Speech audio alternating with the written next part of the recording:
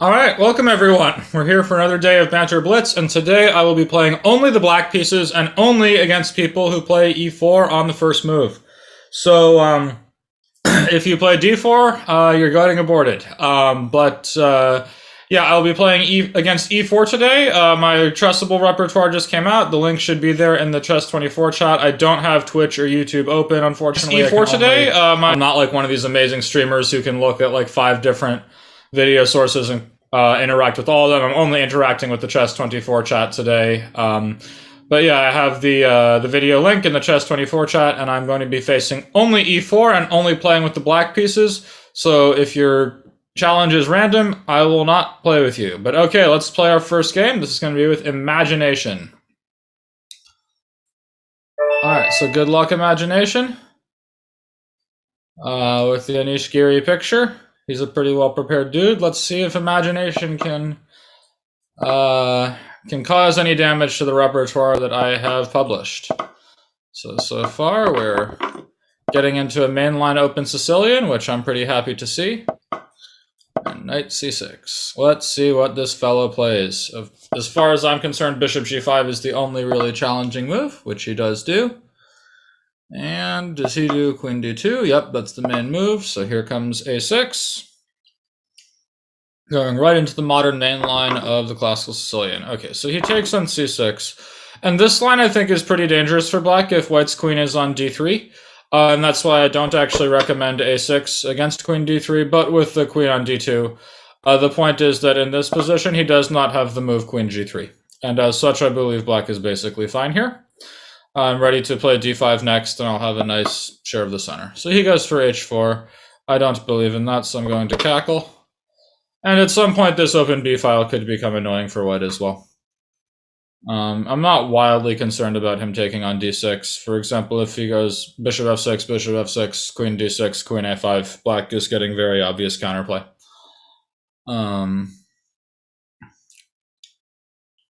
So let's see what our imaginative opponent can do to me.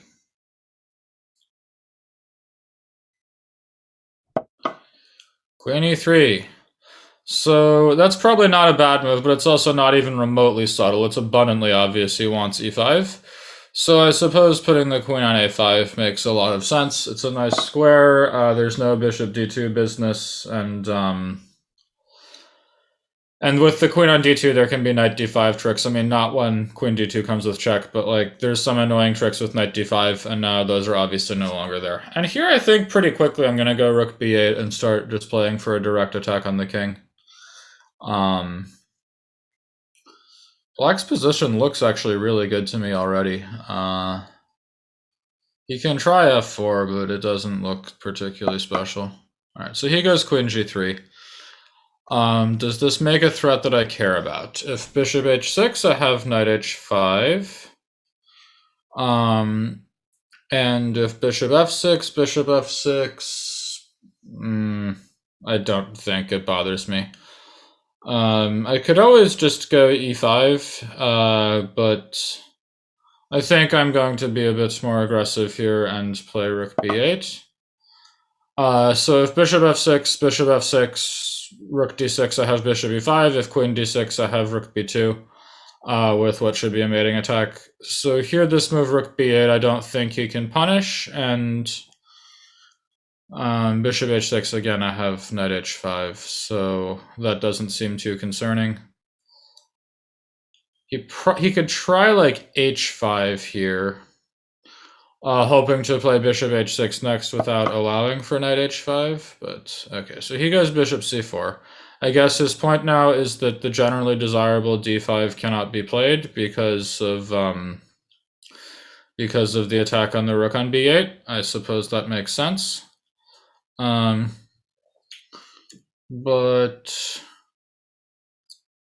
I could start with rook b4 and challenge this bishop a bit. Seems pretty sensible. Let's just do it. I can't spend too much time. So bishop b3, and my thought here was I could try c5, and then e5 comes, and it's a little bit complicated, but probably pretty reasonable for black. So let's give c5 a try. And it's going to be a bit annoying for him to deal with c4, and if he plays a3, I think I'd probably stick my rook on d4.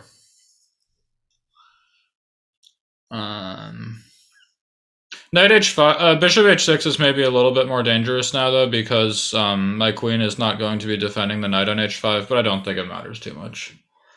And here I can also start playing in another direction and going for like bishop b7 and going after the e4 pawn. So, as I know, this feels a little bit skeptical what I've done, but I think it's okay.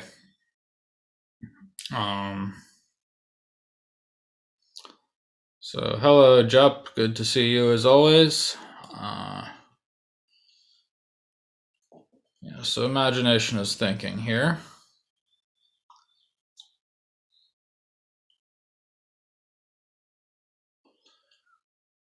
About what to do. So he goes f3, which is a very solid move, but also not a scary one. I'm not sure what I'm missing after c4. I guess he can play a3, but I have a hard time believing after c takes b3 and queen a1 check with like what looks like a vicious attack. So I'm going to go c4 and see what he has in mind. So I think this attack just looks very dangerous. And this is not the Catalan, this is the Sicilian. You have to be ready to sacrifice your pieces. So yeah, here my thought was I take on c2, he must take back. And now I have to be a little bit careful about knight c3, but if I start with like queen a4 check, I'm gonna at least take another pawn, and I'm not even down that much material, and his king is really skeptical. So here he goes back, and I'm not even going to take on b4, I just want to get rook c8 in, and harass his king on the c-file. So now I'm threatening so here I'm going to go rook c8. And I think I'm actually threatening something like queen a1, king c2, and bishop a4 looks very dangerous for white. But yeah, I think this attack looks extremely powerful.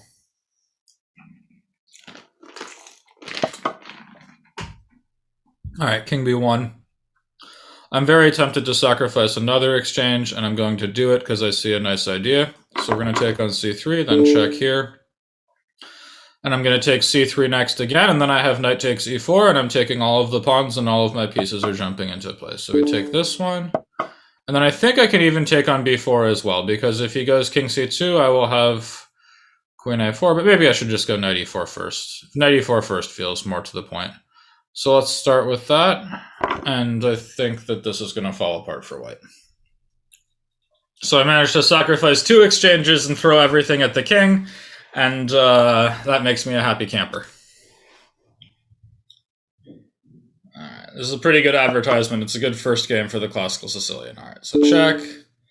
And now where's this king going? If king c1, I can always just go knight takes g5 and he can't even take back, but there should be something more violent.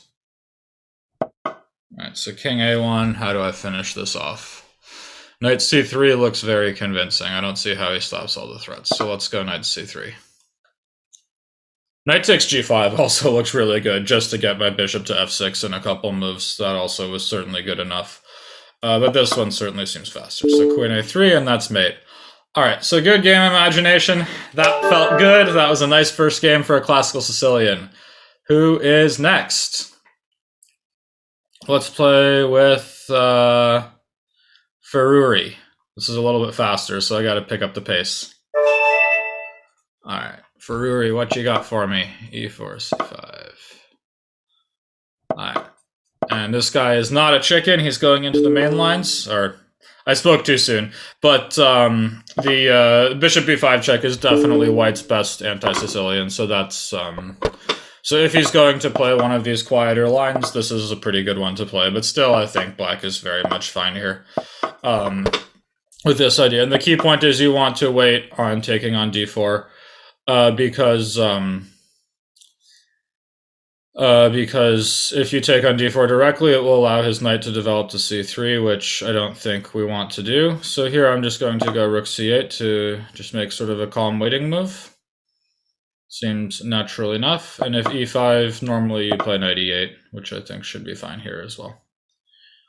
And black is now ready to take on d4 next, and here I'm happier to take on d4 now because I will have like knight b6 and knight d5, which should be nice. So let's say I take this, and then I'll start with knight c7. And basically this position, I think, if I had gone cg4 without waiting for e5 to come first, then I would not have this weak d5 square to take advantage of. And here I think I have good prospects because I think my bishop will be better than his, and these knights have some good outposts to work with, which could hopefully cause some trouble. So let's just start with queen d7, and this is the kind of position I just don't believe white is going to checkmate me without a white squared bishop here. So he goes for knight d6, but I think I should be able to surround this pawn and take it. I guess, let's say if I start with knight c4, he will have knight e5 then, yeah? If I play f6 first, he will have knight d4. That's kind of annoying. I really don't want to let knight e5 happen, though. So I'm going to start with f6. If he goes knight d4, I can go rook e8. He goes queen c4 instead, sure. So say I go knight c4, and I may just be able to chop this pawn like sooner rather than later. It's a little bit concrete. Like here, I have to be careful not to like lose any pieces, but if I can manage to avoid that, I should be okay. So I'm going to start with king h8, because if I take on d6, he has rook d5, which I don't want to allow. And now it's a very dynamic position, because if I can like take on d6 at some point, I'm just going to win this game. But at the same time, this pawn is a bit annoying to deal with, and it's hard to actually capture it. So yeah, knight d4 is a good move. Because now but I can play e5, I guess, and then they'll go knight b5, and I think this is working for me. So I start with e5, and if knight b5, my plan is rook c5, when I think the tactics are working in black's favor. But yeah, here if I can take this d6 pawn and keep the bishop shut out, black is going to be in very good shape. I don't think he can take on a7 here. I will have b5, and the knight will be just about trapped. So he goes for knight c3 instead, which is understandable. But I have a feeling I should be good here. So say I take this knight, and after queen c3, I can go rook c6, and then I believe I'm taking his pawn.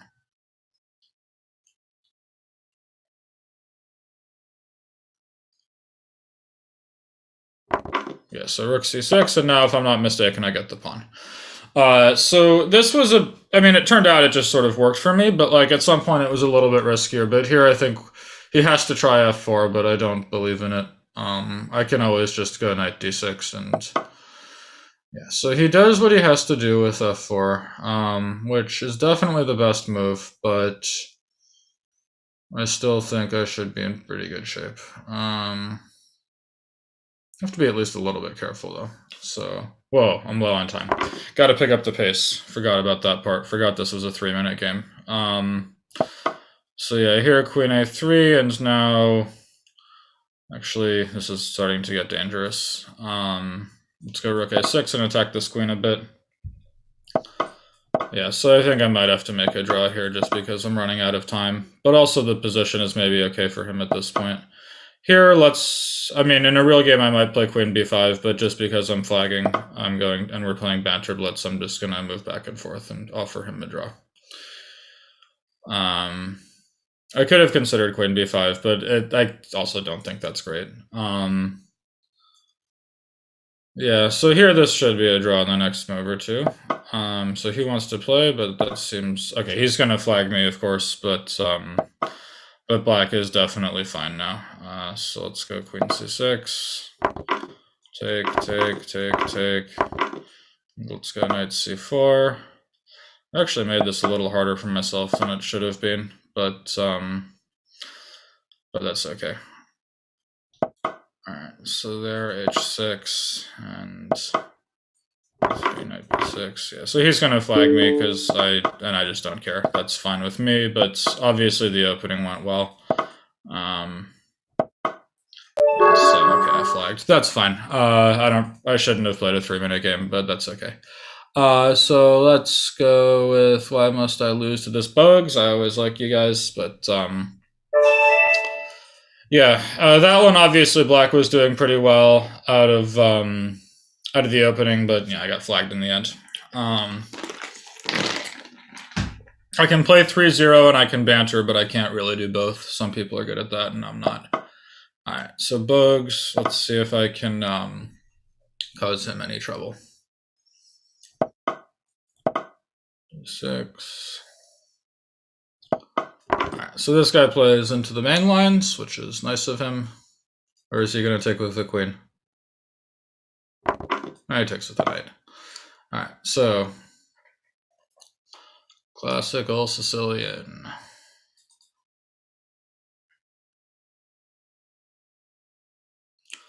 Yeah. So let's see if Bogue. So he plays queen bishop c4, and here queen b6 is the best move, and bishop c4 is a little bit tricky. I don't think it's great, but you do have to know what you're doing. And queen b6 is quite clever because it's a little annoying for white. So here, this line actually is sort of interesting. White's best move is bishop f4 to provoke knight e5. Bishop e3 I think is a mistake. He should be playing bishop f4 instead to provoke knight e5 and then bishop back to e3 later, so that he will have f4 with a gain of tempo. But here Black is just very comfortable. In general, I really don't. It's very, very rare to find a challenging line for White in the Sicilian where he castles short. It just feels like the only real way to challenge Black is to castle long. So he goes for bishop d3, which is sort of admitting a waste of time. Let's delay castling just for a brief period. I was a little worried about a4 last move as well. Alright, so he's putting his queen in some kind of attacking position, but I don't think I believe it. So here, for example, I'm going to go h5, and I'm sort of daring him to take on g7. I don't think he should. And this queen can actually get harassed a bit, and knight g4 is potentially coming. I don't know. This is sort of looking more like an Eidorf now, but a very reasonable version for Black. Okay, so let's see. If knight g4, bishop c1, I don't see any amazing follow-up. Could just play g6 to stay solid. That seems pretty tempting. Let's go with g6. If he ever plays f5, of course, I will go gf5 and rook g8, but it's not so easy for White to come up with a sensible plan here.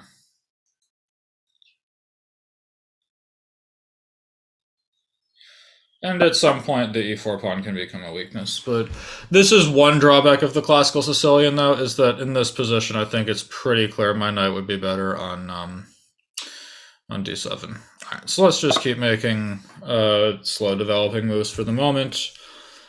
King h1 is not particularly intimidating, so I'm just going to proceed along with my development. And I might even... Okay, so he wants to rock the boat right now. I guess that means he's dissatisfied with how the game has gone thus far, but I have real trouble believing this is going to work. So let's just think and be calm and collected. So if I take... I'm just wondering if I should start with h4 or if I should take directly. I think I'm probably going to start with h4. But yeah, let's start with h4. I think this is more solid. Make the queen make up her mind about where she wants to go. And I'm thinking, for example, if queen h3, I go d e5 and then knight e5, and my pieces are springing to life really fast. If bishop f4, I will have knight h5, and I think the tactics favor Black.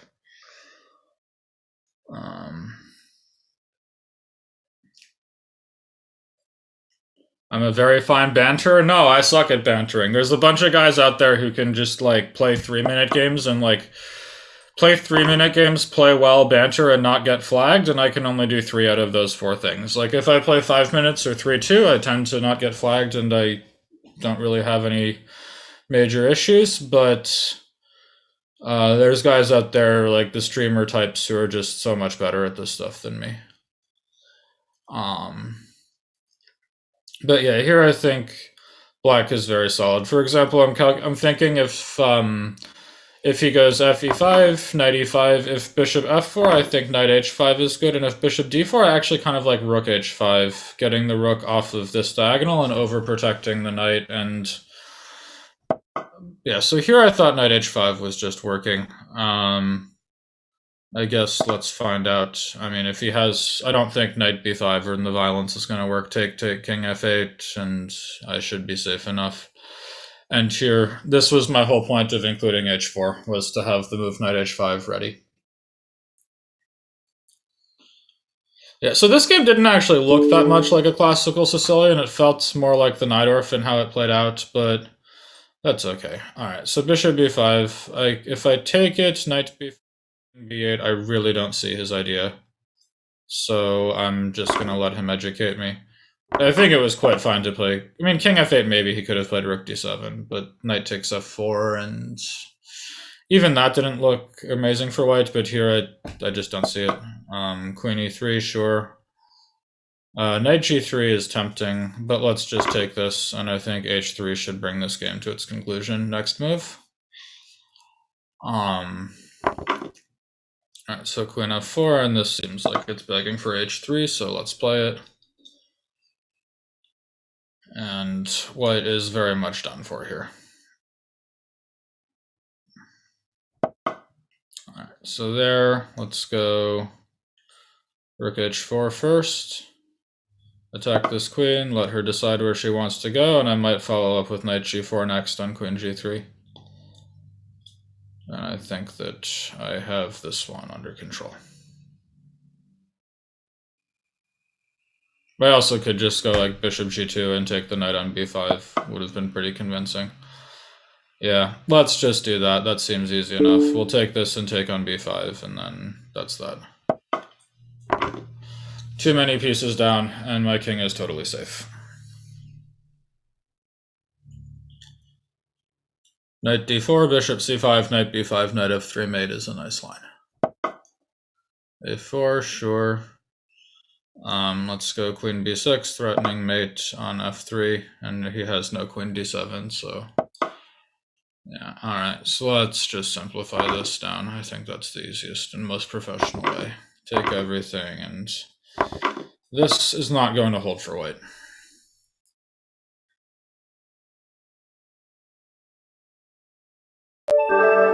Alright, so good game. Why must I lose to this bugs? Let's play with, I guess, I tried to click on Monty, but I think I got someone else. I'll play with Monty next. So Joyshah, let's have a good game. Let's see. This is a young Indian kid, it looks like. They're always well prepared, so let's see if this fella can challenge my classical Sicilian a bit.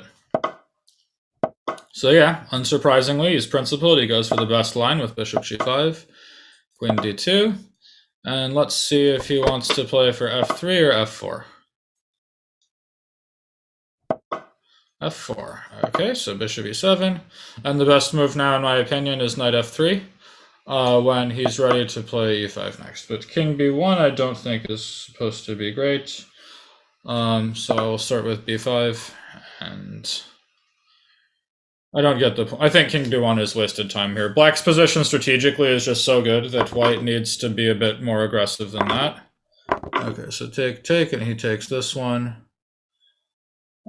So I have a feeling the endgame is totally fine for me after bishop takes f6. And it might be good to just sort of show how those positions can play out. So probably not such a bad idea, actually. Yeah, I think in a real game I might take with a pawn, but I'd like to show how this kind of endgame actually tends to be okay for black. So here the point is he has to take on d6. Like, he's got to go pawn grabbing. I can't imagine him playing another move. And then I will go take, and rook c8. And the bishops are really good. He has to worry about the e4 pawn, so he will probably play e5, and then I go bishop e7, kick his rook away. A rook on d4 will be unstable, and say I just quickly start throwing g5 at him and opening the position and pointing out that he cannot develop the bishop on f1 very easily. In general, I think these endgames where white gives up the dark squared bishop and then takes on d6, they tend to be pretty reasonable for black, even though he's a pawn down. But it's important that the queens need to be off the board, because like a big part of it is that when white plays e5, you have this g5 resource to make counterplay on the king side, and that's obviously less enticing if the queens remain on the board. So he doesn't want the endgame, which is a little surprising to me. I don't really know why you would take on f6 unprovoked if you're not going to take d6 next. But so here, if castle e5, I don't really believe in it for white, and I don't see anything amazing for him there. So I am going to castle into it and let him show me if he has a tactical idea. It looks a little bit scary, but I just don't see it. And you cannot play scared in the Sicilian, you will lose. Okay, so there, that's not a subtle move. He obviously wants g5. If queen a5, knight d5, queen d2, knight f6, gf6, rook d2, and say rook d8, king comes around to e7. It doesn't look that bad for me, but I'm not that desperate just yet. Let's go rook c8. This feels like a sensible move because this sort of discourages g5. I'll be able to take on c3 and e4. So he probably is going to want to play something like knight e2 here. And strategically speaking, black's doing pretty well. I think white's attack is a bit more dangerous than mine. But at the same time, I really like these two bishops. So I'm actually tempted to play e5 here because g5, bishop e7, h4, d5 starts to get very messy. Doesn't seem that great though. Let's just be calm and keep developing slowly. It's going to be very hard for white to actually checkmate me when I have a dark squared bishop and he doesn't. But I'm actually sort of regretting this now because rook g1, yeah. So he wants f5 next, which is natural enough. I probably should have played e5, yeah, because now f5 looks pretty dangerous. Let's go rook fd8 and look for counterplay. If f5, I'll probably play d5. Yeah, so here I think I'm going to get counterplay. If f6, my bishop will be quite fine on f8. And I'm getting some kind of counterplay here. Yeah, like after f6, bishop f8, if my bishop can take on g7, I'll be in good shape. I mean, he can play something like g6 here, which will create a massive mess, but this is the kind of position where after g6, my feeling is once my bishop sits on f6, it's very hard for me to actually get checkmated. So let's go bishop takes d5. If g6, my plan is to play bishop f6 and just let him take whatever he wants. Okay, so f6, I thought I could tuck my bishop away on f8 pretty nicely. And if he takes on g7, I'm not wildly concerned for my king's safety. And here, I think I may have misplayed this a bit, but I also don't think I'm in such bad shape. So, I mean, in the long run, white's basically busted. Like, my bishops are amazing and the imbalanced structure, and he will have weaknesses on the king side that my dark squared bishop can get to. He has to sort of generate some kind of attacking chances in the meantime, and I'm just not sure I believe he can. So here, like, if I play g6, I think I've sort of shut down the king side. If he plays h4, he's walking into bishop c5, and he will no longer be able to swing his queen into h6.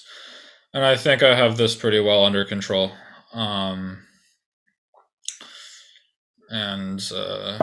So yeah, he plays h4, but my thought was now I can play bishop c5, and his queen won't get to h6 anymore. And at some point, like, rooks are bigger pieces than what he has. So, like, if I take on g1, and he goes, like, rook takes g1, and I go bishop c4, like, at some point I just think I'm going to checkmate him first, because my pieces are bigger than his, and they're breaking through. So, yeah, I think I'm mating him first here. For example, h5, bishop d3, hg6, I can go like just bishop takes g6, and he cannot play queen h6 because of queen c2 and rook d1.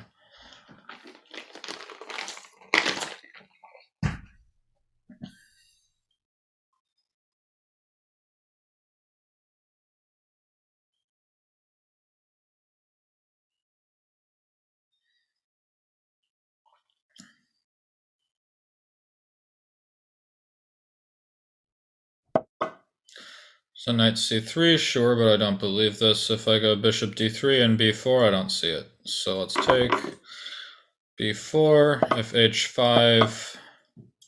I mean, it's sort of what he has to do, but if I go bc3, hg6, fg6, I just don't see the mate. So let's take this, and then when I play fg, I have it under control, and I'm a rook up. In fact, actually, didn't I have just c2 queen f4 mate there? Yeah, I did, but this is not spoiling anything. Black is still absolutely winning. There's no way he's going to checkmate me. Okay, so rook c1 he plays, sure. Let's just go check, and then let's say queen f7, keep everything nice and secure. There's absolutely no hope for white to give mate anymore, so let's do this. And at some point, I will have an extra rook. Seems like now is that point. Alright, so let's take this one and go d3. Alright, so he's hoping for rook d7, so I'm just not going to let him even hope. I mean, obviously, I should be winning even if I let him play rook e7. I have c1 queen, but I mean, here there's just no... There's no nothing. Alright, so rook c7, rook c3 is coming. Yeah, so Joyshah here, I think he could have played that endgame with queen takes d6. I don't think black's better there. I think I have full compensation for a missing pawn. But instead he went for this position where eventually my bishops just became too good. All right, so I said Monty next, so this time I'm going to click correctly. Okay, so good luck, Monty. Let's have a good game.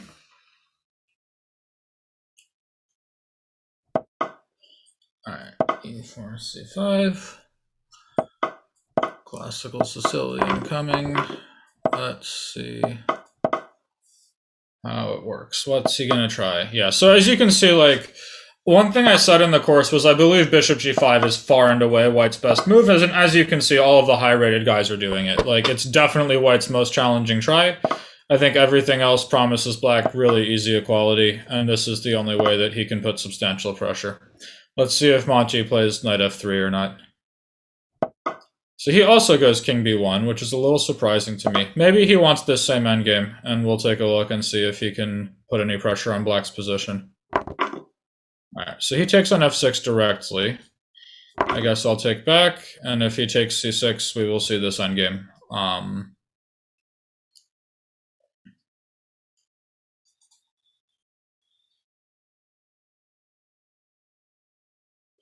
I don't think he can do any knight takes b5 business. I'm ready to castle, so I'm not scared.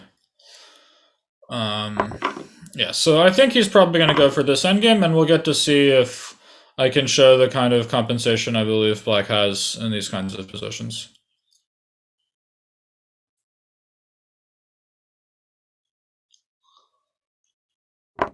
Alright, so he goes for the endgame. Let's see how this works. I'm now threatening to take c3 and take e4, so he has to play e5. Yes, that's expected. And my thought was here my next move is going to be g5, when he will not be able to play g3, and it will be hard for him to secure the center. He probably has to take on g5. Yes, so here g5 comes, and if he takes it, bishop g5, his rook is hit once more. It's also nice here that if a4, I have b4, and he cannot play bishop a6 because the rook is loose. So he like immediately gives me my pawn back, which I think is a very good sign for me. I guess his point is he can fight for the e4 square, but I don't think that's wildly concerning. And I might just go like bishop c5 and stick the bishop on e3 next. Okay, so he goes bishop e4. But I thought here I could go bishop b4, actually, and I don't see how white will get out of this without some unpleasant thing happening to him. So let's go bishop b4, and I think his pawn structure is going to become crippled. It might not be the end of the world. He takes c6 and goes rook d1, threatening mate. I'll probably like castle. Rook d4, take, and he's basically fine, but I think black is having a little more fun. But yeah, I think already here it's... If my whole goal is to advertise that I believe this endgame is fine for black, I think I've done so with a resounding success. I quickly got my pawn back, and now white is going into damage control mode and has to try not to lose further material.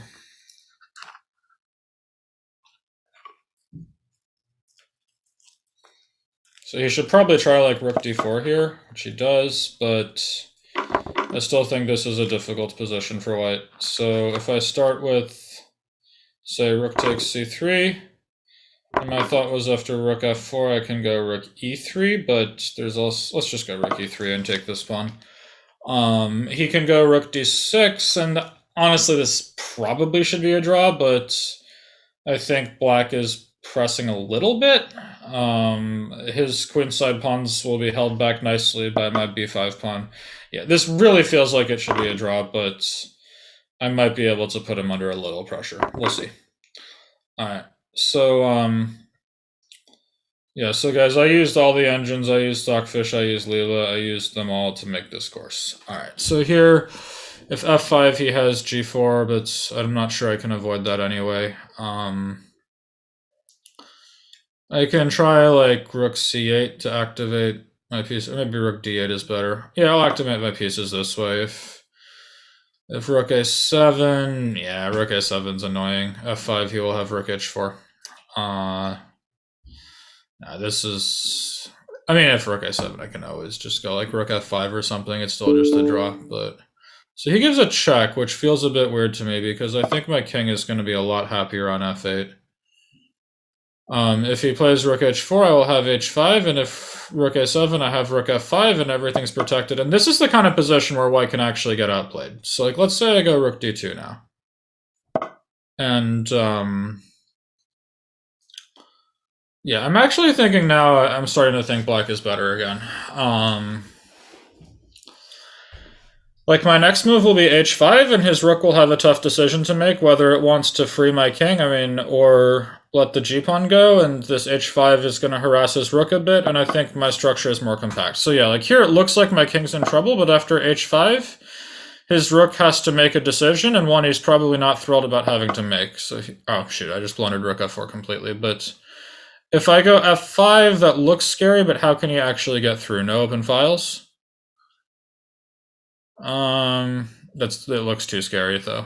I just blundered rook f4 completely. If I go, alright, well, let's give this a try. It looks scary, but I think at the same time, it's probably okay. So, let's see. If I go, yeah, it's an annoying move. I guess I have to go into damage control mode and go rook d5, rook d7. Because if rook g2, rook h5, it's a lot of threats. Even that, though, doesn't look that bad. Let's try taking on g2 and going king g8. There's a line I'm calculating where he goes rook h7, h4, f4, rook c7, rook f5, and I think I'm not getting mated there, so... I mean, obviously I've made this very scary, and I could have just forced the draw very easily, but, you know, we're playing Banter Blitz and having fun. But yeah, if I'm ready to play rook f5 next, I don't think he's going to mate me, and at some point my pawns are better than his.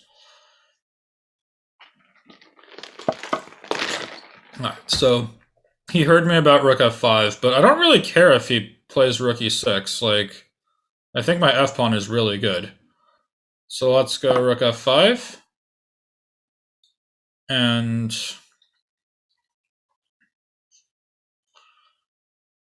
yeah, I mean, this f-pawn is really dangerous. White has to be careful, like... In fact, he might just be lost here, and he's running out of time.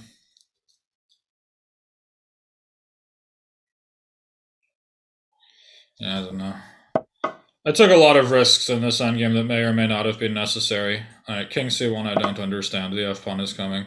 But don't I have rook g1 and f2? I think so. f2, and that's a new queen. Yeah, I don't know. This endgame was a little skeptical. I was probably better in the beginning, and then at some point I messed it up, should have agreed a draw, and then decided to try my luck with some nonsense, but at the end of the day, the nonsense worked, and I'm going to make a new queen and win the game. So, So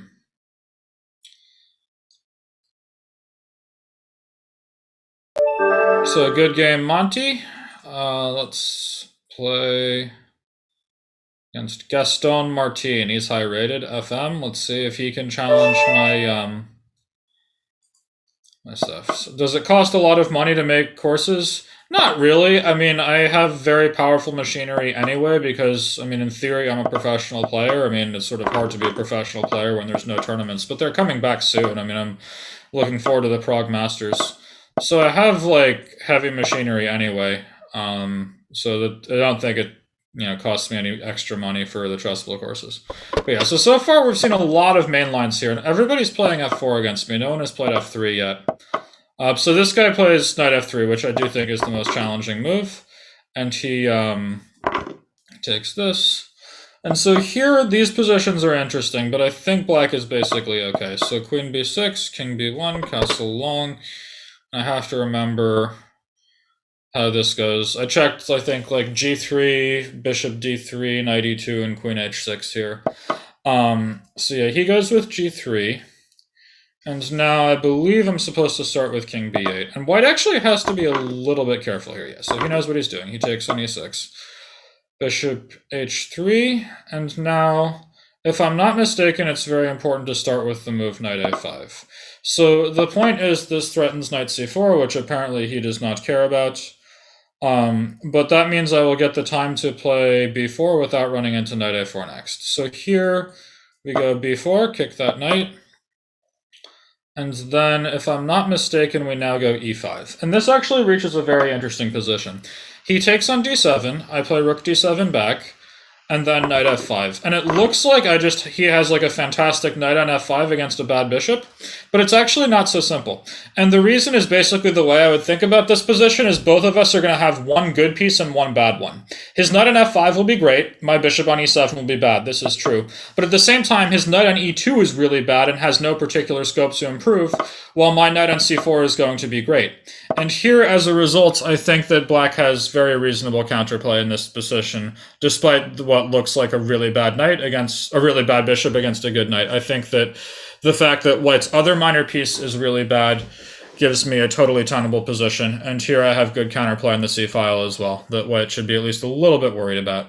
I don't think I'm threatening knight a3 yet, but it could come at some point.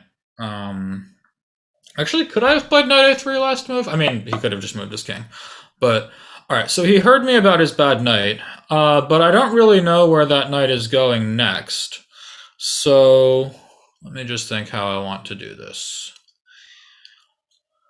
I can just start throwing a5, a4 at him. a5, knight b3, a4, knight d2, knight a3, take. Not sure I love that. Let's see, how are we going to do this? a5 sort of feels like the move I should play. a5, knight b3, a4, knight d2, and then knight a3, take, knight b3 back, takes a b3, and that feels very risky to me. cb3 is probably even stronger. So he clearly wants to get this knight to d2.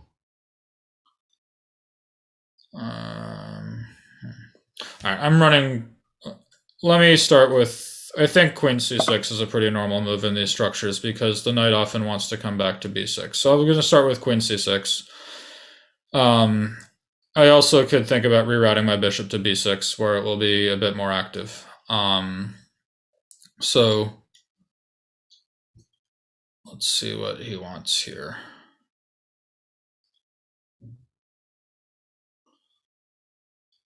I'm not sure queen c6 was right, but I've definitely seen this idea to play queen c6 and then knight b6 later. So he goes for knight b3. So I see that I can play d5 here and make a draw after take, queen d5, knight a3, and I go queen c2, queen c3. So that seems like a draw.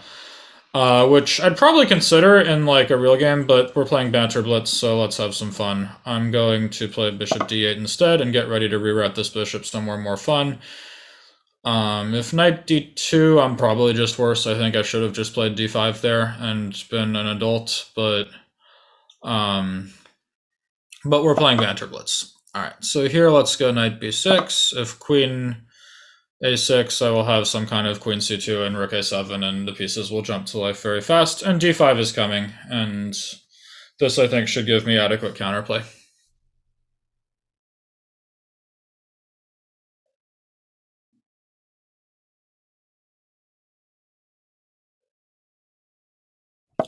Alright, so knight back here. He wants a big tablas. Probably I should be okay with it, but I'm going to fight. So take, and now my pieces are sort of springing to life a bit, but I still think white's basically fine.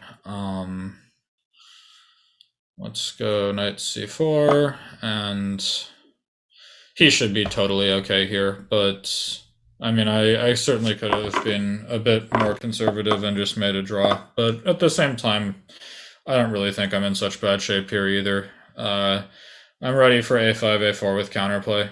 So for example, if queen h5, when he's clearly going to take my king side, a5, a4 will come, and that should give me reasonable counter chances. Alright, so there, I guess he probably wants some kind of rook d5. Let's see, if I go bishop b6, that seems like a nice square for the bishop where it's doing something. Rook d5, the queen comes back to c6, which is no particular issue.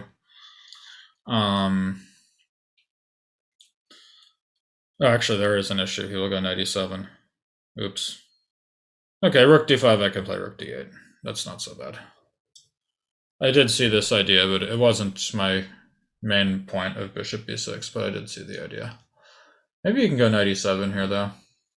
I'm sort of regretting not just making a draw. Oh well. Knight e7, rook d8. Yeah, so here my thought was rook d8, and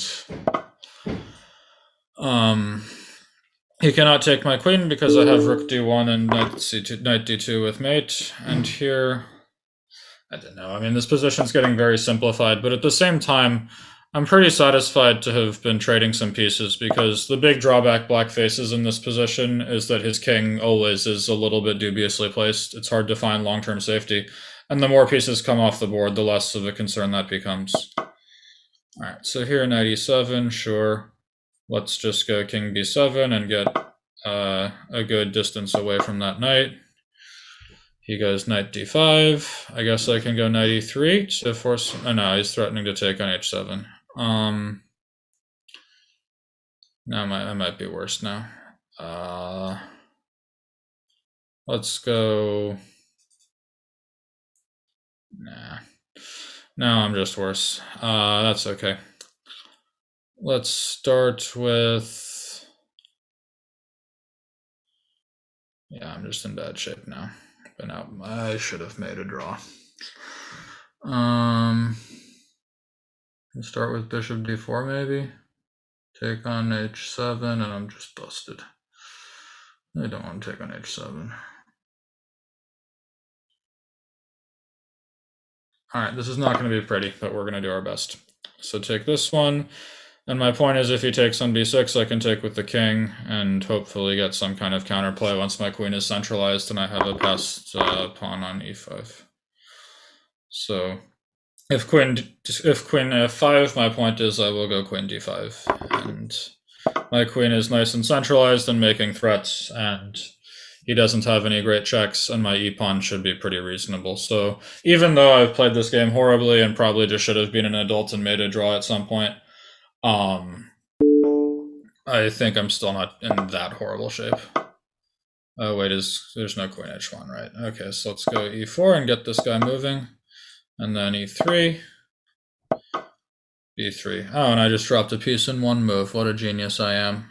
Alright, let's just do this, and yeah, I'm busted. Alright, we're done with this game. Yeah, so, I don't know, it's not a brilliant effort on my part. I should have not been so ambitious.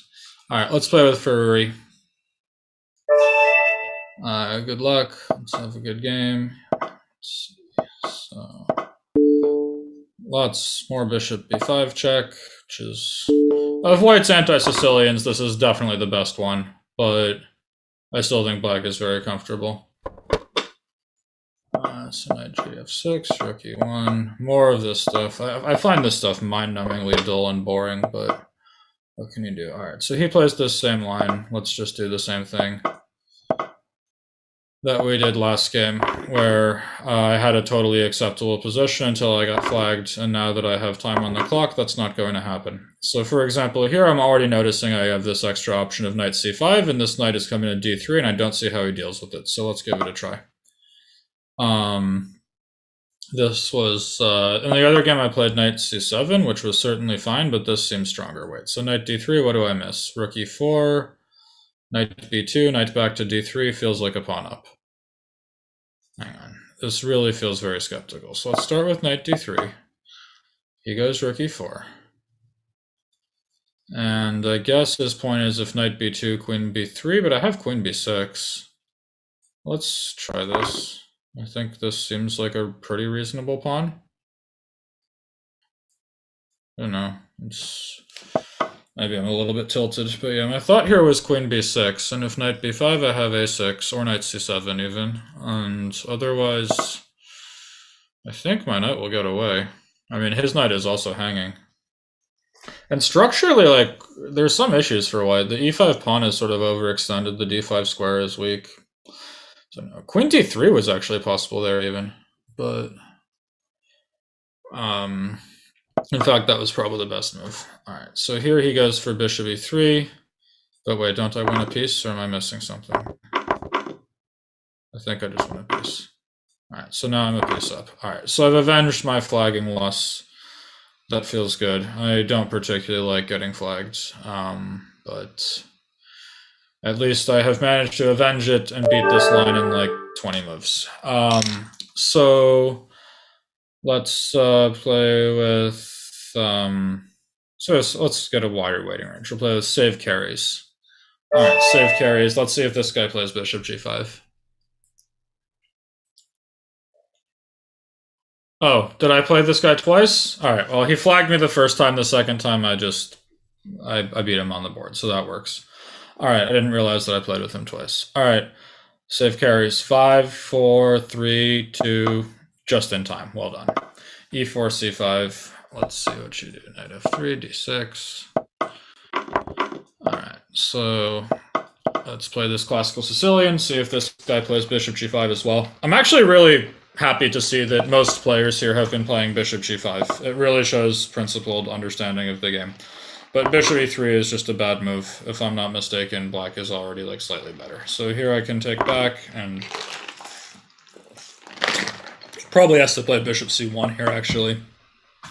So bishop f4, like queen b6 is already like winning materially if I'm not mistaken. So let's go queen b6. One nice thing about the classical Sicilian is if you just try to like play English attack against it with bishop e3, like you're already worse after knight g4 on move 6. So that it takes some doing to be worse with white on the 6th move, especially when like on the 5th you're still playing for an advantage. But okay, we're done here. All right, so now I'm taking all the pieces. All right, so let's go check again and then see how he likes a bishop coming to h6. You like bananas? Bananas are tasty. Maybe I could have been more violent there, but this is certainly good enough. He should go king c1 and run away, but he's obviously just lost. Okay, e5, but check. And he has to go king d3, knight e5 check, and then bishop f5 mate. Or f5 mate is fine, or queen f5 mate is fine. So this was a fast one. Classical Sicilian can be very punishing if you choose a less than critical line. There you go. King on e4 on move 15. So I guess, what do they call that variant? King of the hill? All right, let's play with Jupp. He's always playing my Banter Blitzes, and he's always a good challenge. All right, let's see. Jupp has recently switched to the open Sicilian, but this version with h3, which I don't think is wildly challenging. Okay, so Jupp Playing like feisty, I like it. Playing real chess now. A6, bishop d7. Alright, so he takes on c6 directly, which I don't think is supposed to be amazing. And here I actually think it's important that I can get d5 through. So if I'm not mistaken now, I'm good with d5.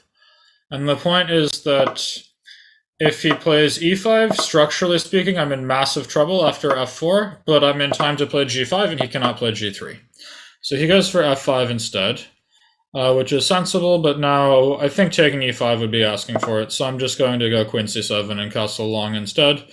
And I think he will really have trouble defending this e5 pawn in the long run. Like, if taking e6 doesn't do anything for him, I just take back, and I'm ready for castle long, bishop g7. I will very easily gang up on the pawn on e5. And so, in general, this structure after e5 and f4 is very bad for black, but here I think it's okay, specifically because he was just in time to play g5 at a moment when white could not play g3, and therefore you can artificially isolate the e5 pawn and play against it later.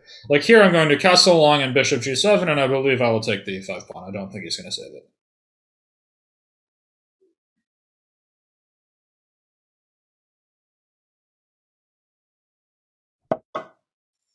Alright, so bishop e2, I castle long. He goes for bishop d4, sure. Let's go bishop g7. And as far as I can tell, I'm taking this pawn from him.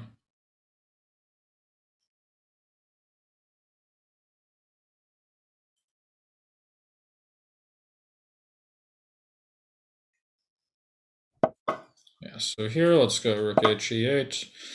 And white has a little bit of pressure on my position, which is a bit annoying, but I think I should be taking the e5 pawn and remaining a pawn up. So let's go knight e5, attacking that bishop on g4, and also threatening knight c4.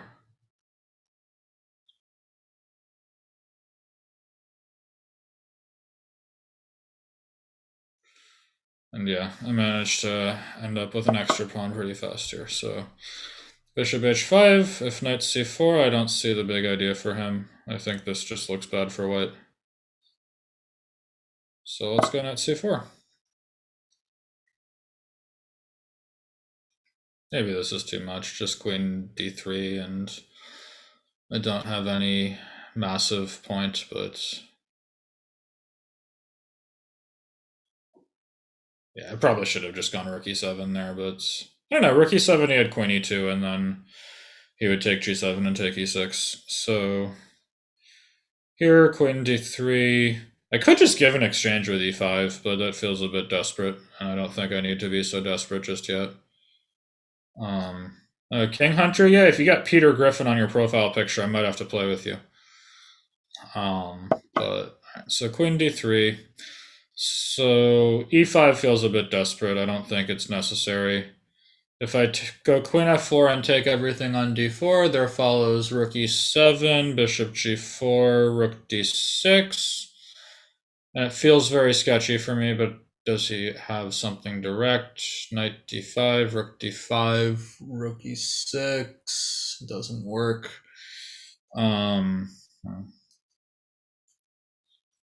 Take everything on d4, rook e7, bishop g4, yeah? If bishop d7 then, knight d5 and the bishop is protected. Let's be a bit careful here. If e5 is actually kind of tempting. Yeah, I'd probably not do this in a real game, but it's Banter Blitz. We're having fun. Let's go e5. I think he should probably sacrifice a piece in the center pretty soon. So after rook e8, bishop e8, some kind of bishop e5, knight d5 should happen. But because if he retreats the bishop and I go e4 and I get that dark squared bishop on the long diagonal, that does not look like happiness for white. Because he will not be able to like sack on e4. I'll take on b2 at some point. I don't know. e5 is definitely... It feels like a bit much, but maybe... Actually, if bishop e8, I might even have ed4. Bishop c6, dc3, bishop d5, knight takes b2 or something. Or yeah, I'm actually pretty tempted to take on d4 here. It will certainly keep things fun, so let's do it. Of course, I could have played rook e8, but this is maybe more interesting. But I'm just realizing now that if bishop d5, I thought I had cb2 and rook d5, but he will have rook e8 check, which ruins my day. So I guess I have to go knight takes b2, but this also feels totally playable to me. In fact, wait, his rook is just dropped. Queen f5, king b8, and I take his rook next. So I'm going to be at least... Oh, man. Oh, boy. It's going to be one of those days, guys. It's going to be one of those days. I'm so bad at chess today. All right, good game, Jep. I don't know. I think I was basically winning there, but good game. All right. One of those days. Okay. So let's play with Putrov. I'm playing really badly today, but I think the openings are going really well, so that's a good sign. Yeah, so here, that last one I was just way too rash. All right, Putrov, what we got? Check on b5 again. Okay. So let's see, are we gonna get this same line once more or no? All right, queen e2, e6. So this is the Wesley So stuff, and it's actually a really serious line, and you have to be very careful. But I think that black is good if he knows a key idea. So knight c3, and now this move order, huh? Can I go knight e5 here? That's probably fine. Normally they go d4 first, and then there's a key line. But I think here I can just go knight e5. That seems easy enough. And stopping d4, so this should be okay.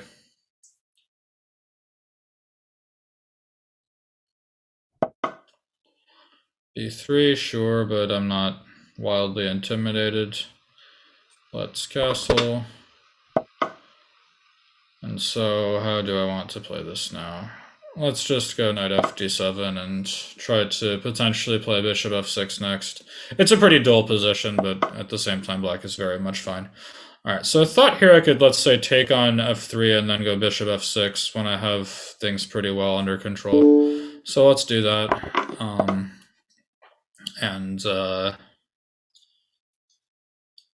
Yeah.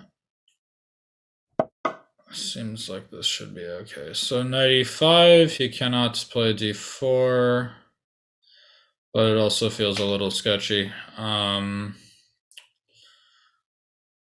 e5, f4 and e5 and knight e4 looks pretty scary. How do I want to do this? Just go... Let's see. Knight e5, f4, knight c6, e5, d e5, knight e4, ef4 check, ef4, knight f6 check, queen f6. Seems like I'm actually surviving there. After knight e5, he cannot play d4. If knight e2 or something, I have knight f3 check. If knight a4, that's not great for me. All right, so I think knight e5 is not too much.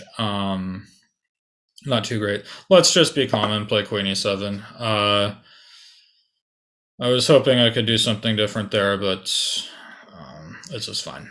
So I'm going to probably play a6 next, which could potentially play b5, but also I just sort of wanted to anchor the bishop on the d4 square without ever having to worry about knight b5. Here... It's a pretty dry position, but I also think black is very comfortable. I'm maybe ready for b5 next. I was a little worried about e5 and knight e4 at some point. I didn't actually think it was working directly, but it looked scary somehow. Alright, so rook e1 from Putrov. 3 guesses what move he wants to play next. But I'm not sure how much I care about e5 once my bishop is on d4. So, like... Maybe I do, though. How do I want to handle this? b5, e5, take, b4, and d1, not great. playing too slow today. That's a big problem. Just go f6. Yeah, let's just play f6 and be boring. I don't know. It's not exciting, but it should be fine. If f5, I'm not particularly worried about the weakness of the d5 square, since he will need to take on e6, and then I take with the queen, and once that happens, he'll no longer be able to play knight d5 with the gain of tempo. And here b5 is coming. It's a pretty boring position, but I think black is basically fine. So b5 comes. And I'm pressuring his position a bit. Like, if I can go bc4 and knight e5 next, that's actually a problem. And here the whole point is it's not easy for him to get the knight to d5. It is a weak square, there's no doubt about it, but it's not easy to get there. And if I play like b4 next, it may never get there.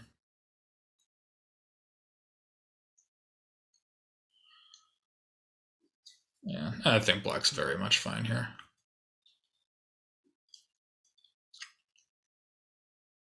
For example, if d3 to overprotect his pawns, I'm actually thinking queen e5. He will have to take it, and then after knight takes e5, it's annoying to defend d3. So, I mean, he could play rook f5 instead, but still just queen g3 and knight e5. And so d3, queen e5 actually looks really annoying for white. But otherwise, this c4 pawn is actually really hard to hold on to. So he goes for knight d1. But this feels dubious. So if I take on c4, yeah, this seems like it should be very good for me. So I'll take this one. He will grab d6 at the end, but I think my activity will be much better, and his knight is very bad. So he takes d4, sure. And now the question is, do I want to just go like knight e5 and play with a good knight? Or do I want to take on c4 and complicate things? I think I'm just going to go knight e5 and play with the good knight. Because he has to go d3, and then I go rook b8, and like it's very hard for him to challenge the b file. He cannot play queen f2. So like I go rook b2, and now my pieces are jumping into the position very nicely. I don't think he's in time to organize any meaningful pressure against the d4 pawn. So here, let's just bring the other rook to the open file. If knight g4, knight f4, I will go queen g4. And I think that my activity means a lot more than the somewhat compromised pawn structure. He will probably take the d4 pawn at some point, but I just don't care. I think I'm taking more important stuff in the meantime. So, yeah.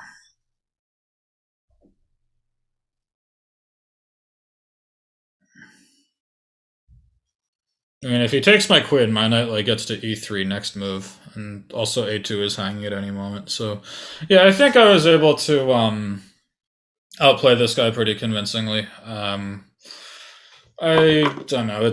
I always find these anti-Sicilians really boring, but and I really don't have the highest opinion of people who play anti-Sicilians other than bishop b5 check. I think bishop b5 check is a serious one, and all the other ones, it just feels like you're not playing real chess. Yeah. So here, I don't know if this was the best way, but it's fine. I'm clearly taking stuff, so 95. And thank you guys. I appreciate that you enjoy my banter. It's funny. Everybody says I'm one of the best banterers, but I'm like the worst commentator who's ever lived, so I'm glad that I can just stick to Banter Blitz. I'm good at explaining my thoughts and talking about chess. I'm not good at being entertaining and, oh my god, someone blundered! Like they've never seen it before. Most of the time I'm playing against the English opening. What do you recommend as black to counter the English opening? I like just playing c4, c6. I think that's one very good way of doing it. I mean, it means you have to be ready to play the Slav, but like I did a whole repertoire for Chessable on like black versus English reti and sidelines that I was pretty happy with. So here, I'm 2 pawns up and absolutely winning. So just have to be careful not to blunder anything. I guess let's just get the a-pawn moving. Seems like a good way to finish the game. If knight d6, my thought was rook g2, but rook d2 is also very tempting. Let's just take g2.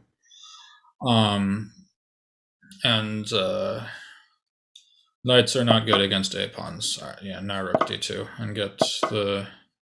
Okay. So good game, Putrov. I was able to think avenge the previous loss. I don't know. I've really been playing bad. I think I've been playing very badly today, but the repertoire's been holding up. All right, Peter Griffin, let's play. I am more of a South Park guy, but you know, I got a soft spot for Mr. Griffin. All right. So, oh, Smith Mora. Peter Griffin doesn't know about losing pawns. Yeah, so I was actually very happy with what I found in the Smith Mora gambit for black here. I came up with this plan to play bishop b4 and knight e7, where I'm just trying to get my pieces, my kingside developed as soon as possible. And a big appeal of this is that if you want to play knight f6 in some of these Smith Mora positions, you're going to have to play d6 first to reckon with the e5 break. And here, in almost every anti-Sicilian in the course, I'm very happy to just not touch my d-pawn.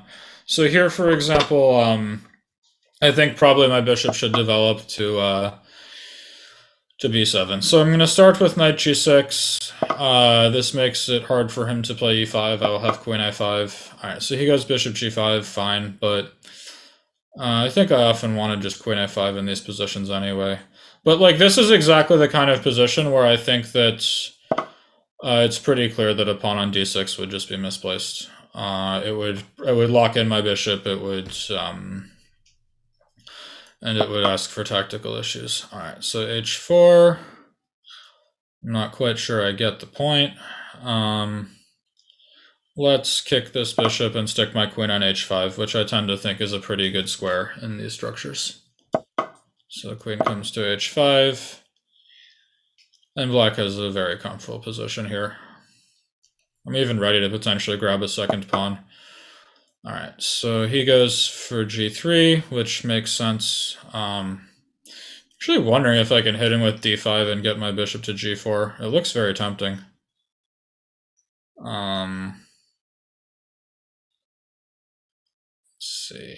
Why South Park? It's an amazing show. It's brilliant. I'm very tempted by d5. Take, bishop d5, bishop g4, and lots of threats. I'm not sure I'd do this in a real game, but we're playing Banter Blitz, so let's have some fun. I like Family Guy too, but South Park is better. And so whenever I see like Peter Griffin or Kyle Broflovsky pictures challenging me, I'm sort of impartial to let them play with me because I like those guys. But yeah, here he had to take with the bishop. Now he's just losing. But yeah, so this I think sort of showed that white never really got the kind of attacking chances that he seeks in the Smith Mora gambit. All right, so I see no shortage of winning moves here. Simplest is just to take on d2, take on f3, take everything, and there will be knight e5 at the end. So I'm just going to keep things simple because I'm a simple guy. So this, I'm sure there is something more violent, but I just don't care. This is quite enough for me. So knight e5 comes, and I take his bishop, and that's a piece up. All right.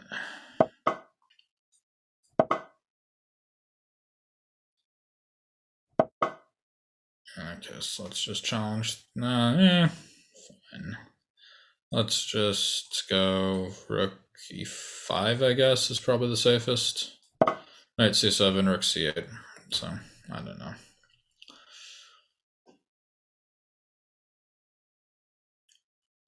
Piece up here.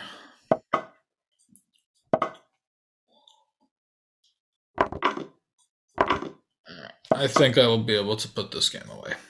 Despite my getting flagged in previous games and then hanging my face against Jupp when I thought I had a very good position, this one I'm pretty confident I will be able to finish off.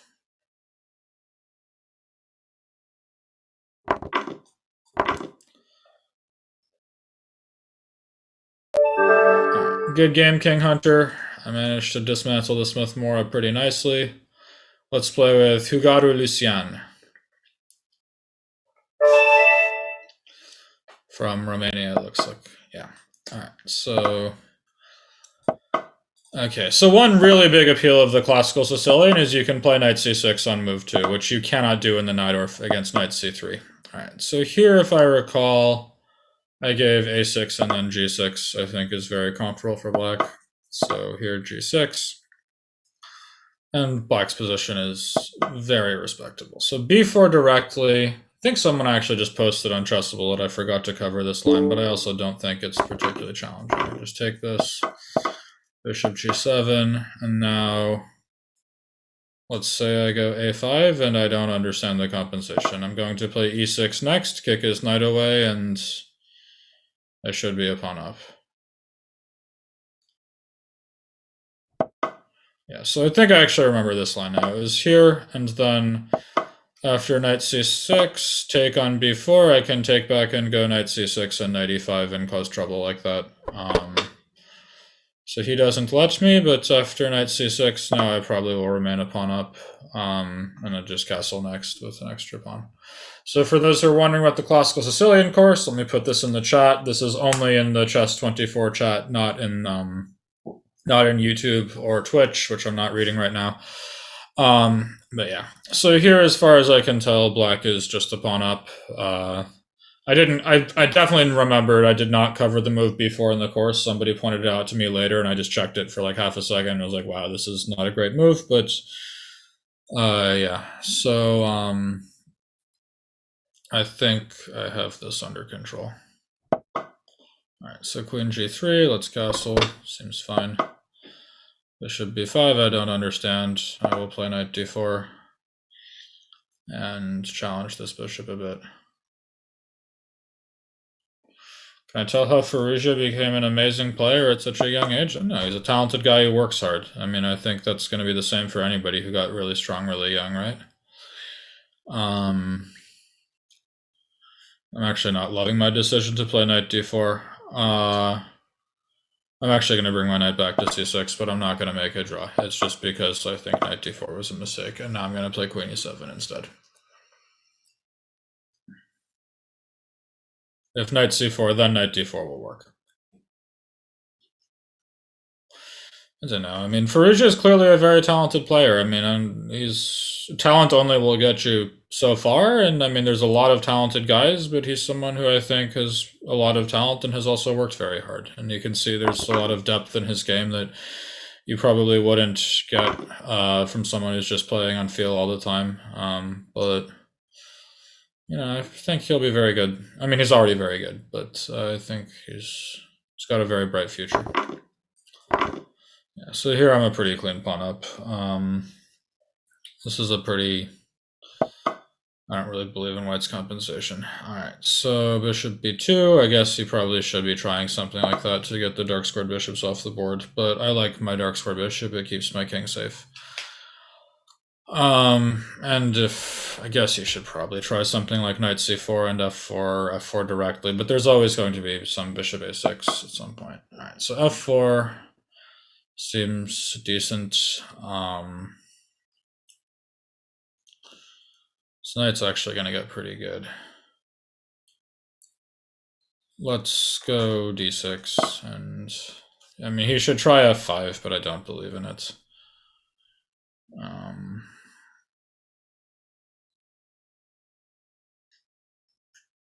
I'm following your advice and playing Open Sicilians. You see, Jep, like, all the time when you play with me, you just, like, play some boring line, and, you know, I outplay you for the whole game, and at some point you may survive, and at some point not, and then when you finally, like, took up the real one and played the Open Sicilian, even when you got a skeptical position, next thing you know, I'm just losing all my pieces. That's right, you play the Open Sicilian, good things happen to you.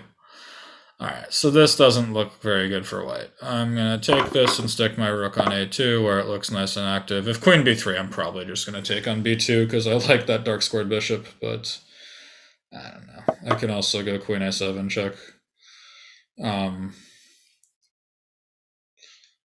Let's see. Nah, taking b2 is probably a bit too much.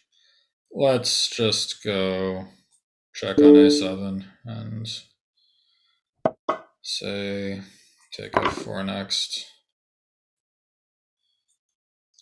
Don't know. This is actually a little bit more annoying than I would have liked, but I do think I should win pretty routinely. Like, he takes everything, take g7, take f4, and then I will go queen a3, and he cannot, so So he takes this one instead, but now I can centralize my queen on d4, where she defends everything. And c2 is hanging, and I don't know. Are these courses called lifetime repertoires? Because they're designed to last a lifetime. Now, it's sort of a hard task to pull off, but what I've said about my repertoires is you have to set reasonable expectations. And my goal is that you will look at my repertoire, and if I said I'm going to be such a genius that I will consider every possible thing that will happen in the future, and my course will, you can only follow my course for the rest of your life, and all the analysis I've done now will stand up to the scrutiny of whatever superior machinery is available 20 years down the road. Obviously, I'd be lying to you. That would be impossible. But my goal is for you to say, wait, this move that Sam played works, but he missed this new idea that has come out. He hasn't covered it. And if I make sure I'm ready for that, I will be okay. What I don't want to have happen is, oh, Sam missed this new idea and I can't fix it and I'm completely busted. That's what I want to avoid. So there is certainly chances you will have to add to the repertoire at some point, so to speak, but my goal is that you will never have to just give it up completely and that it just becomes unsound. And I think that's a fair goal to have. All right, so let's go grab that rook on f1.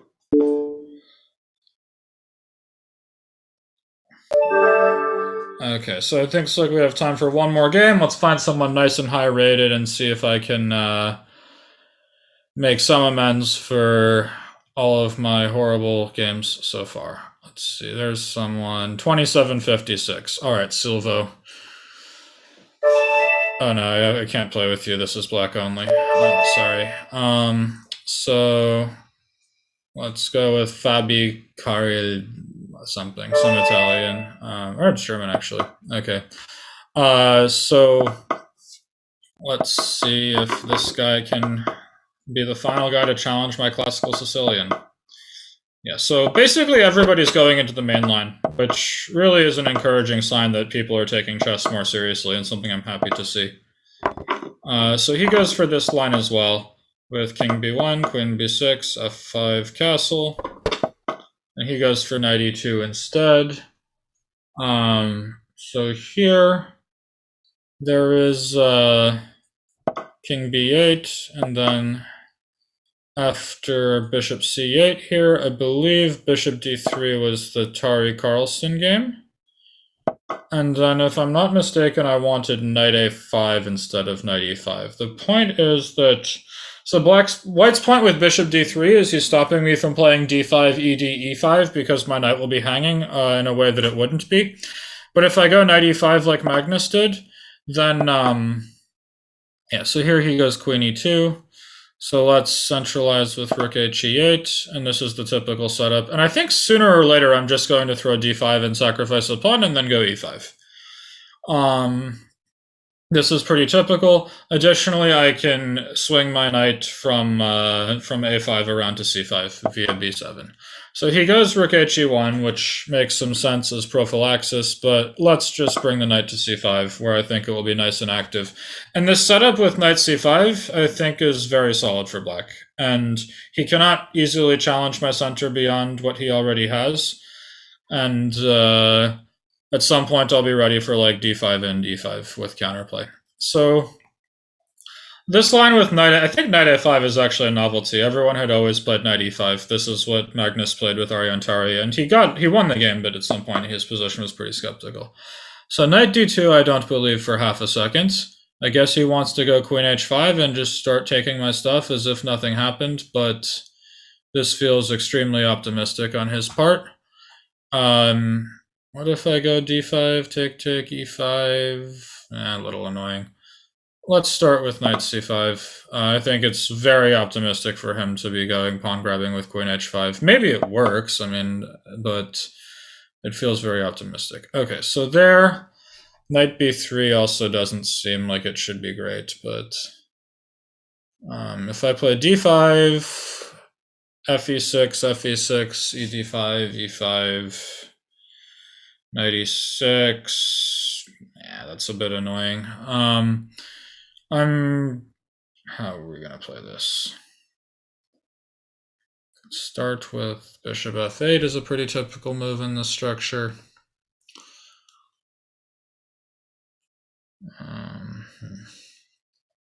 D5 sort of feels like it's the move you're supposed to play, but I don't know. There's a line that looks a little annoying to me, but we're going to try d5. I think I can make this work. So the point is now if knight c5, I have bishop c5, fe6, fe6, and then following ed5, e5, knight e6, rook takes d5, knight c5, queen c5. I think black has enough counterplay because if he goes bishop h7, I take on d1 and go f5. And I have pretty good control over the position with those central pawns, and I don't really think the pawn less is so bad.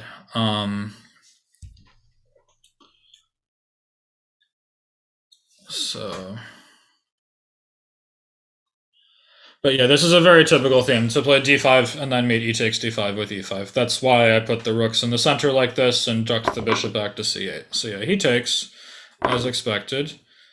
And then here and e5 will come, is my point. And I think this is a pretty typical tactical motif, and I think in general black should be basically okay in the resulting position. So takes, he takes on c5, queen c5, and my thought was after bishop h7 I was getting enough counterplay with f5 at some point. I thought this seemed like it should be okay.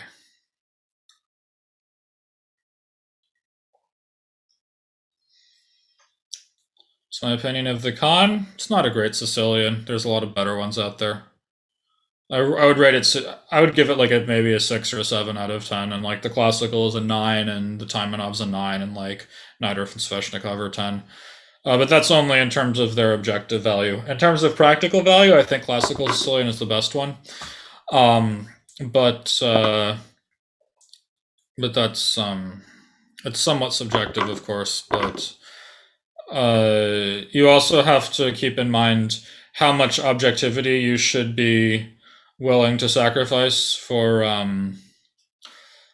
to get practical chances. So, for example, I think that the better you get, the more you have to focus on objectivity. And I'm at the point where I think every opening I play is going to be a 9 or a 10. And who knows, maybe if I was 2800, I would stop playing openings that I would say are like a 9.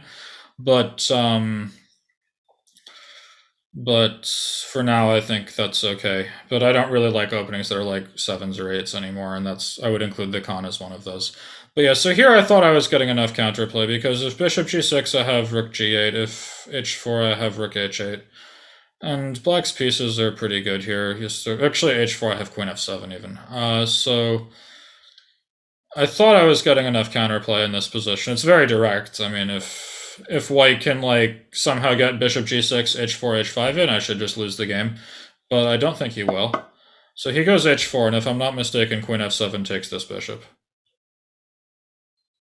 I mean, do I miss something here? I don't think I do. Yeah, so this went wrong for white. I think he maybe could have put more pressure somehow, but this is a pretty typical motif, though, as I like this idea to play d5, sack the pawn, and then play e5 in response, and that's why I organized my pieces the way I did.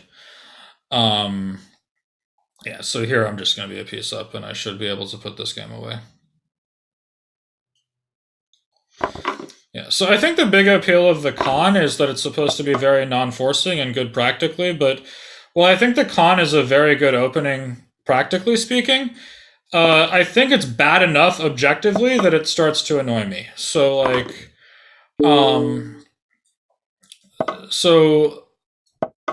if the Khan is only whatever, I would give it a 6 out of 10 objectively. That's a pretty serious demerit compared to what I think like the good openings are. So Anthony's saying, how about the Taimanov? I think that's a much better option. I would give the Taimanov like an 8 or a 9 out of 10. I just think it's objectively a better opening, and you're risking a lot less by going for it with a lot of good practical value. All right, so here I guess his point is he has rook a6, but if I just stick the king on b8, I should be very happy. And e3 cannot be stopped, and that seems very good. Yeah, the Taimanov's like it goes in and out of fashion, but like the worst I've ever thought the Taimanov was like a 7 or an 8, and there's times when I really think it's a 10. And like I played it myself, like against Caruana, Dominguez, Duda, like lots of really strong guys, and never lost with it. So I'm not wildly concerned about its quality being bad. I mean, and I was getting good positions against like all of them. I guess Dominguez prepared me, but it's like the other ones didn't. Yeah, so let's just take this pawn. Seems easy enough. All right, so good game, Fabikari Tally. I guess that's a play on words. Anyhow, good games, everybody. I'm a little bummed that I dropped like I hung my face against Jupp, and there was another game I lost on the board as well. I don't really care that I got flagged, but I think I showed pretty well how this repertoire is supposed to work. I got a bunch of good positions. I'll just put it in the chat once more. Thanks everybody for coming around and watching, and yeah, I'll see you next time.